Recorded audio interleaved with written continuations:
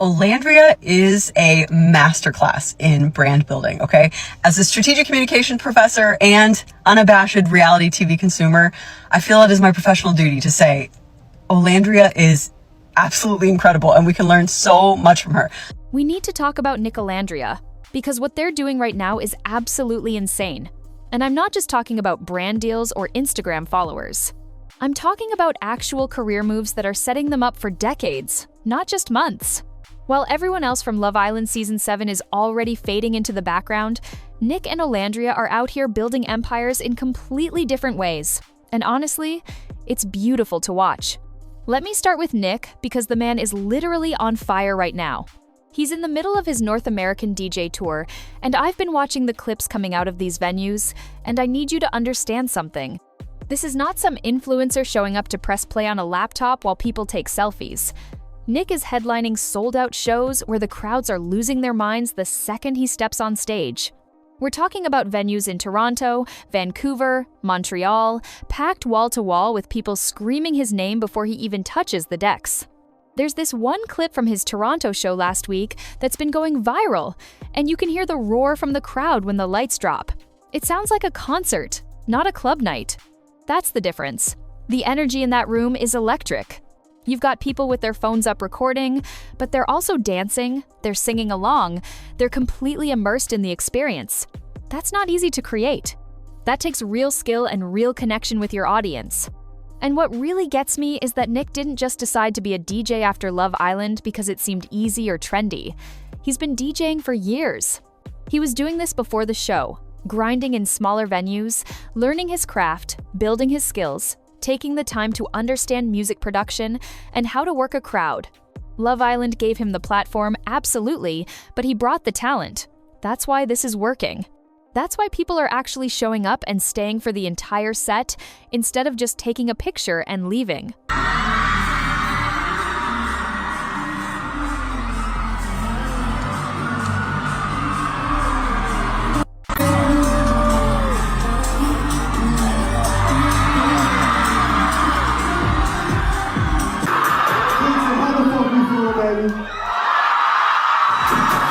I just want to make this video saying how proud I am of Nick.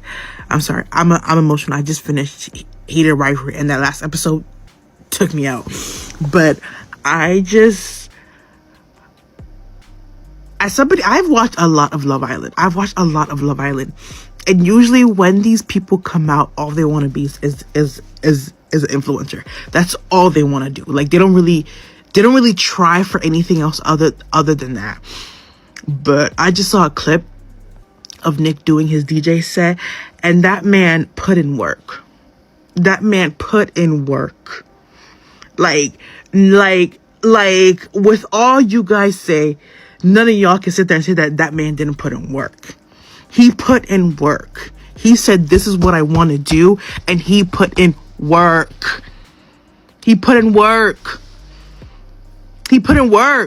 I mean, of course, like, his new status got to, like, take him places, like, where, like, if he didn't have, but he still put it, like, he didn't just say, I want to be an influencer, because that could have been so easy for him. That could have been so easy for him. Like just brand deals, that's it. But no, he said a DJ is what I want to be. I saw this TikTok from a girl named Sharon, and she was literally crying, talking about how proud she is of Nick. She said she's watched so many Love Island contestants come out of the villa, and all they want to do is post sponsored content and call themselves influencers. They want the quick money, the easy partnerships, the lifestyle without the work. But Nick said, no, I want to be a DJ, and then he actually put in the work to make it happen. She was getting emotional because you can see the effort, you can see the dedication. He's not coasting on his reality TV fame, he's using it as a stepping stone to build something real and sustainable. Sharon said something that really resonated with me. She said, that man put in work. None of y'all can sit there and say that man didn't put in work. And she's right. You can tell when someone is genuinely passionate about their craft versus when they're just trying to capitalize on their moment in the spotlight. Nick is the former. He's out here every night, traveling from city to city, performing for hours, interacting with fans, constantly improving his sets based on crowd reactions. That's the work that most people don't see, but it's what separates someone who has a career from someone who has a moment.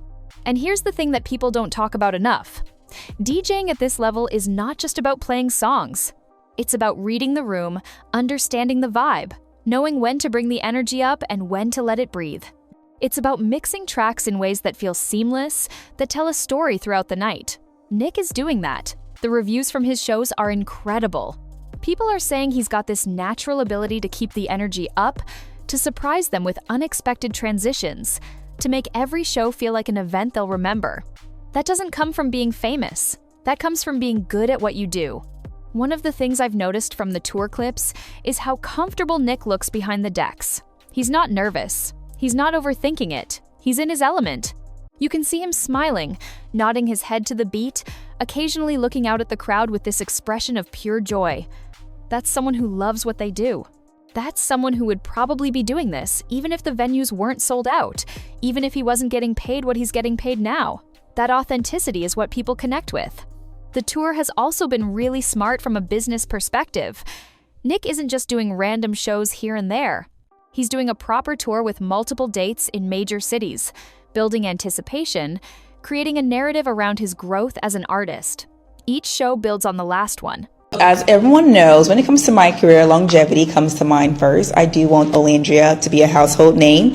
So ways that me and my team have kind of approached this longevity career thing is basically tap it into different areas of my career. One hand, you have me raising money for lupus and bringing awareness to that because my mom is a lupus warrior. You have on another hand, I'm at universities kind of pushing higher education. I'm at HBCUs pushing higher education.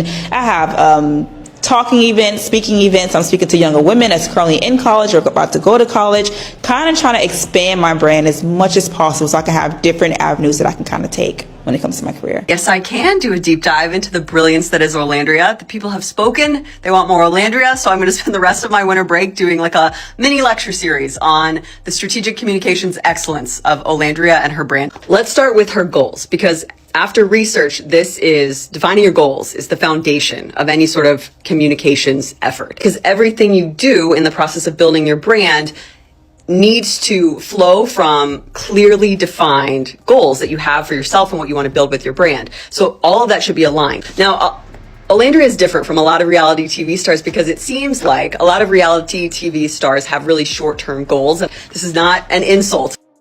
It's like that whole 15 minutes of fame mentality.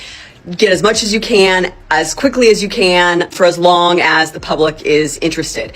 That's fine. Again, that's good for you. Get your bag. But that looks different, right? That looks like being loud and provocative and everywhere all at once to try to keep the focus on you for as long as you can. It looks like not necessarily being overly choosy with who you're partnering with. It looks like giving media interviews to whoever will have you, again, just to keep yourself in the spotlight. And that can work really well in the short term, but that doesn't usually position you well to have longevity over time. It was clear to me very early on that Olandria knew she was bigger than all of this. Even from how she moved in the villa, she had a plan. And if I had to hazard a guess, I would say that her goal is to become a star in her own right, beyond just the typical reality TV star to social media influencer pipeline. She knows that she is a star. She is capable of that. So her goal would then be a long-term one, to be a star with a powerhouse brand that has household name recognition and a loyal fan base. This is a woman who knows her worth. And we saw that in how she presented herself, held herself in the villa, in her interpersonal communication through and navigating, various relationship challenges, Taylor. And we're seeing that now, what it looks like when a woman knows her worth in business. People who saw him in Toronto are telling their friends in Vancouver what to expect. Social media is buzzing with clips and reviews. It's creating momentum, and momentum is everything in the entertainment industry. But while Nick is touring across Canada, Olandria is quietly becoming one of the most talked about people in Hollywood, and she's not even an actress. Let that sink in for a second. She's a Love Island contestant who is now being invited to Hollywood events and trending higher than actual film industry professionals. How does that even happen? Strategy? Intentional, long-term, brilliant strategy. Let me break down what Olandria has been doing, because this is genuinely a masterclass in brand building, and I'm saying that as someone who teaches strategic communications. When she came out of the villa, she didn't just start accepting every brand deal that came her way. She didn't say yes to every interview request or every appearance opportunity. She sat down with her team and mapped out a plan for longevity. She said it herself in an interview. She wants Olandria to be a household name. Not just famous for 15 minutes, but a name that people recognize and respect 10, 20 years from now. That's a completely different goal than most reality TV stars have, and it requires a completely different approach. Think about it. Most people who come off reality TV are trying to grab as much as they can as quickly as possible because they know the window is short. They know that public interest fades fast. So they're everywhere at once, saying yes to everything, trying to stay relevant by any means necessary. That can work in the short term. It can get you a nice payday for a year or two, but it doesn't build the kind of brand that lasts. It doesn't create the foundation for a real career. Olandria understood that from day one. Even on the show, you could see it in how she carried herself. She was thoughtful about what she said and how she said it. She was strategic about her relationships and her alliances. She wasn't there just to have fun and get attention. She was there with a purpose, and that purpose extended far beyond the villa. So what did she do after the show? First, she aligned herself with causes that mattered to her personally. Her mom is a lupus warrior, so Olandria immediately started raising money and awareness for lupus research. That's not a random charity partnership where a brand approaches you and says, "Hey, can you post about this for $5,000? That's deeply personal, and people can feel that authenticity. When she talks about lupus, when she shares her mom's story, when she explains why this cause is so important to her, you can hear the passion in her voice. You know it's real. You know it's not performative. And that authenticity matters. People can smell fake from a mile away, especially now when everyone is trying to seem socially conscious and charitable. But Olandria isn't doing this for optics. She's doing it because it genuinely matters to her, and that comes through in everything she does related to lupus awareness. She's not just posting about it once and moving on. She's actually organizing fundraisers, attending events, connecting with other families affected by lupus, using her platform to make a real difference. That's powerful, and it's building her reputation as someone who cares about more than just herself. Second, she went back to school. Olandria is currently enrolled at an HBCU, and she's been very public about pursuing higher education. She's doing speaking events on college campuses, talking to young Black women about the importance of education and building a career foundation that goes beyond social media. She's telling them that yes, you can leverage your platform and your influence, but you also need substance behind it. You need skills, you need knowledge, you need credentials that will carry you through different seasons of your life and career. Again, this is not what most people do after Love Island. Most people are trying to capitalize on the fame as fast as possible. They're moving to Los Angeles, they're going to every party. They're trying to be seen with the right people in the right places. Olandria is playing the long game. She's building credibility. She's positioning herself as someone who values education and personal growth, not just Instagram likes and follower counts. And the speaking engagements she's doing are brilliant. She's not just showing up and taking pictures. She's actually talking to these young women, sharing her experiences, answering their questions, being vulnerable about her own journey. She's creating real connections with communities that will support her for years to come. She's building a fan base that's invested in her success because they see themselves in her story. Third, and this is where it gets really interesting, she's being extremely selective about the opportunities she takes. She's not everywhere all at once. She's not doing a million interviews or showing up at every single event she gets invited to. She's choosing quality over quantity, and that scarcity is making every appearance she does make feel like a big deal. When Olandria shows up somewhere, people pay attention because it's not an everyday thing. This is the opposite of what most influencers do. Most influencers think that they need to be constantly visible, constantly posting, constantly at events to stay relevant. But that can actually backfire. When you're everywhere, you become background noise.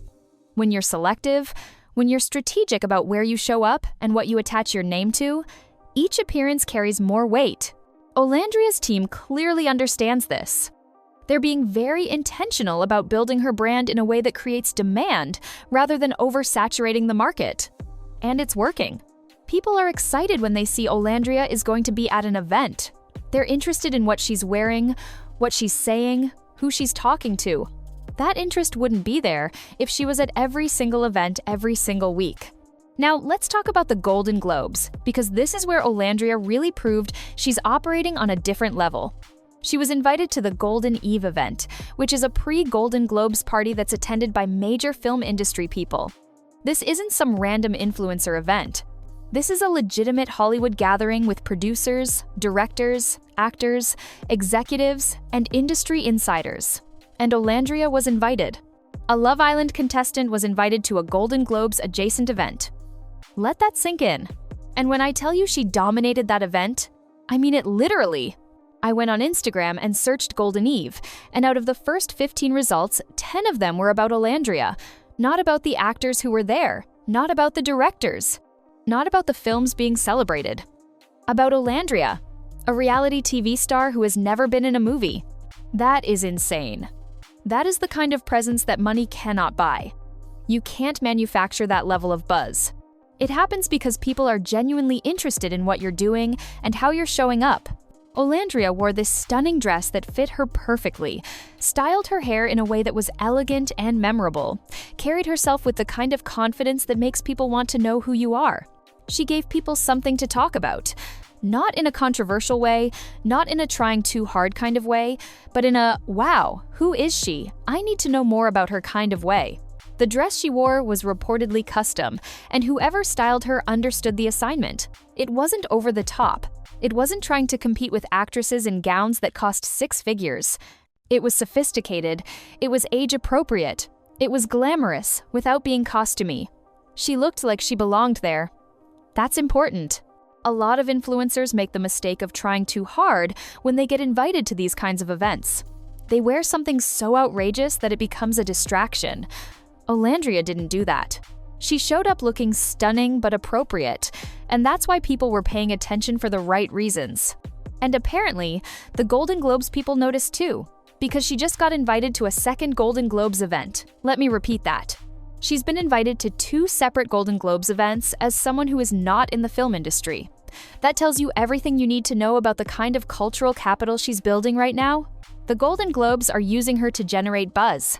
They know that having Olandria at their events brings attention and engagement, especially from younger audiences and Black viewers who might not otherwise be tuned in to awards season coverage.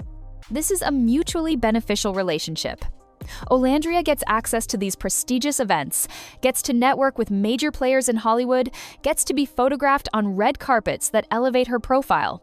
The Golden Globes get a fresh face who brings a different audience, who creates social media moments, who makes their events feel more inclusive and modern. It's smart on both sides. People are already speculating that she might be invited to the Met Gala, and honestly, I wouldn't be surprised at all. If she's the first Love Island contestant to attend not 1 but 2 Golden Globes events, why couldn't she be the first to walk the Met Gala red carpet? The precedent is there. She's proving that she can hold her own in these high-profile spaces, that she knows how to present herself, that she understands the game, and that her presence adds value to the events she attends. The Met Gala would be huge. That's Anna Wintour's event. That's Vogue. That's the fashion industry's biggest night. If Olandria gets invited to that, it would solidify her as someone who has truly transcended reality TV and entered a different stratosphere of celebrity. And based on the trajectory she's on right now, it's absolutely possible. But it's not just the Golden Globes. Olandria was recently spotted at the Meta offices in Los Angeles, and that's when things got really interesting. Instagram's official account commented on one of her posts, saying, "This is just the beginning." That's Meta, the company that owns Instagram and Facebook, publicly co-signing Olandria's success and hinting that there's more to come. Whatever is happening behind the scenes at Meta, it's big.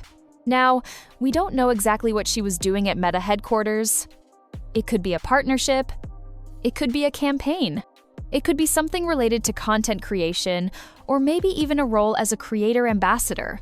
Meta has been investing heavily in supporting creators and building out features that help influencers monetize their platforms. Olandria could be part of that initiative. She could be testing new features. She could be collaborating on something that hasn't been announced yet. What we do know is that Meta doesn't just invite anyone to their offices. They don't just casually comment on people's posts with cryptic messages. When Meta engages with someone this directly and this publicly, it means they see that person as valuable to their ecosystem. They see Olandria as someone who represents the future of content creation, someone who has influence and reach, and the ability to shape how people use their platforms. And if you look at Olandria's comment sections on Instagram, it's not just fans hyping her up, it's brands. Major companies that have already worked with her are commenting on her posts, cheering her on, making it clear that they want to continue working with her. Fashion brands, beauty brands, lifestyle brands, they're all there, publicly aligning themselves with her. That's not normal. Usually, brands are quiet in public and only engage behind the scenes through management and contracts. The fact that they're publicly commenting, publicly celebrating her wins, publicly associating their brand names with hers, shows that being connected to Olandria is good for their image. She's not just a spokesperson anymore. She's not just someone they pay to post about their products. She's becoming a brand herself. And being associated with her elevates other brands by proximity. What's really fascinating to me is how different Nick and Olandria's paths are, but how well they're both working. Nick is focused on his craft, on being the best DJ he can be, on building a career in music that will outlast his reality TV fame. He's taking the artist route, the route that requires you to constantly prove yourself, constantly get better, constantly deliver for your audience. It's harder in some ways because you can't just coast on personality. You have to have the skills to back it up. Olandria is focused on building a multifaceted brand that spans philanthropy, education, fashion, and entertainment. She's taking the mogul route, the route that's about strategic partnerships and careful positioning and creating multiple income streams so that you're never dependent on just one thing. It's harder in other ways because it requires patience and the ability to say no to good opportunities because you're waiting for great ones. They're both thinking long-term. They're both being strategic. And they're both winning in their own lanes. That's what I love about this. They're not competing with each other. They're not trying to do the same thing or be the same person. They're supporting each other while building their individual brands, and that's healthy. That's mature.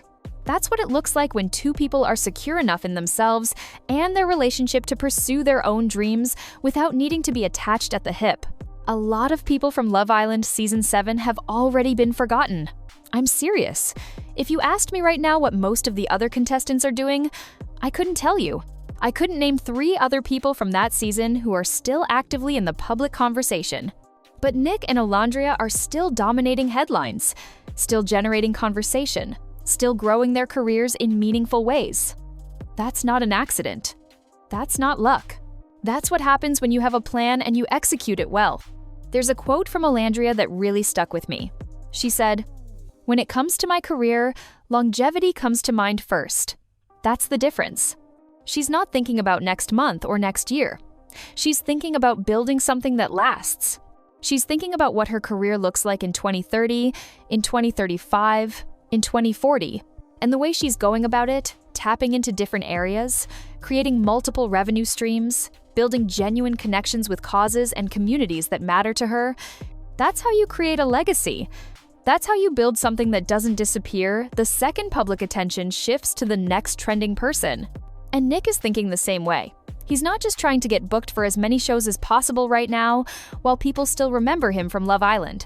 He's building a reputation as a legitimate DJ. He's developing his sound. He's creating relationships with promoters and venue owners and other artists. He's thinking about where he wants to be in 5 years, 10 years, 20 years. He's thinking about longevity. I also think there's something to be said about the fact that Nick and Olandria are not together right now physically, but they're both thriving independently. Nick is in Canada crushing his tour, performing in different cities, living out of hotels, completely immersed in the tour lifestyle. Olandria is in Los Angeles, navigating Hollywood, taking meetings, attending events, building her network. They're supporting each other from a distance, and they're both focused on their individual growth. That's healthy. That's what it looks like when two people understand that being in a relationship doesn't mean you have to do everything together or be in the same place all the time. They both have careers that require them to be in different places, and they're mature enough to handle that. They're secure enough in their relationship to celebrate each other's wins without feeling threatened or competitive. The clips from Nick's shows are genuinely impressive. You can see the joy on his face when he's behind the decks. You can see him getting lost in the music, feeling the energy of the crowd, feeding off their excitement. You can feel the connection he has with his audience. And the crowds are not just there because he was on TV. They're not there because they want to see a reality TV star. They're there because he's good. He's proven himself. He's earned his place in those venues, and now he's selling them out. That's a real accomplishment, and it's something he should be incredibly proud of. I've also noticed that Nick is really good about engaging with fans after his shows. There are clips of him taking pictures, signing things, having actual conversations with people who came to see him perform. He's not treating his fans like they're beneath him or like they're just a means to an end. He's genuinely appreciative of their support, and that's creating a loyal fan base that's going to follow him throughout his career. Meanwhile, Olandria is out here getting invited to events that most people in the entertainment industry would kill to attend. She's sitting at tables with executives and influencers and decision makers. She's having conversations that are going to open doors for her for years to come. She's building relationships with people who can make things happen, who can introduce her to other opportunities, who can help her navigate an industry that's notoriously difficult to break into. And she's doing it all while staying true to herself, while representing her community, while using her platform for good. She's not compromising her values to get ahead. She's not pretending to be someone she's not. She's showing up as herself, and people are responding to that authenticity. That's powerful. That's rare. That's what separates someone who has a moment from someone who builds a movement. I genuinely believe we're watching the beginning of something really special with both of them. This is not a flash in the pan. This is not 15 minutes of fame that's going to burn out when the next season of Love Island airs and everyone moves on to the new cast. Nick and Olandria are building real careers, and they're doing it with intention and purpose. They're showing other reality TV stars what's possible when you think bigger than just influencer culture, when you're willing to put in the work, when you have a vision for your future that extends beyond brand deals and Instagram posts. They're also representing their community in a way that matters. As a Black couple coming off a reality show, they could have easily fallen into stereotypes or played into certain narratives that the media loves to push, but they didn't. They're both being thoughtful about how they present themselves, about what opportunities they take, about what messages they send. They're being intentional about being role models, whether they ask for that responsibility or not. So yeah, Nicolandria is absolutely staying winning right now, and I'm here for all of it. I'm excited to see where Nick's music career goes, what kind of shows he's headlining a year from now, whether he starts producing his own music or collaborating with other artists. I'm excited to see what kind of festivals he gets booked for, what kind of residencies he might land in major cities. The possibilities are endless for him if he keeps putting in the work and keeps improving his craft. I'm excited to see what comes out of Olandria's meeting with Meta, whether it's a major partnership announcement or a new platform feature or something we haven't even thought of yet. I'm excited to see whether she actually does get invited to the Met Gala, what kind of projects she announces next, what kind of businesses she might start. She's already talked about wanting to tap into different areas of her career, so I wouldn't be surprised if we see her launch a clothing line or a beauty brand or get into production or writing or any number of things. These two are just getting started, and honestly, the sky's the limit. They've got the drive, they've got the talent, they've got the strategic thinking, and they've got each other for support. That's a powerful combination. That's the kind of foundation that real careers are built on. What do you think about Nick's tour and Olandria's Hollywood takeover? Do you think she'll make it to the Met Gala? What kind of partnership do you think Meta is planning with her? Let me know in the comments because I genuinely want to hear what you all think about this. And if you're not already subscribed, go ahead and hit that button because we're going to keep following this story as it develops. Trust me, you don't want to miss what happens next with Nicolandria. This is just the beginning.